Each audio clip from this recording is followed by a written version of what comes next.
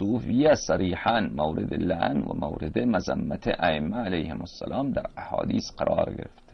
لذا جماعت صوفیه وقتی که وارد شیعه شدند کلمه عارف و عرفان را به کار میبرند. بزرگان جماعت عرفای قوم، اونهایی که اینها به آثار او اقتدا دارند و آثار او را به دید عظمت میبینند، مانند ملا عبدالرحمن جامی، مانند شبستری صاحب گلشن راز، مانند ابو سعید ابوالخیر، مانند عطار نیسابوری، عزیز الدین نصفی، خودشان را صوفیه می نمایند.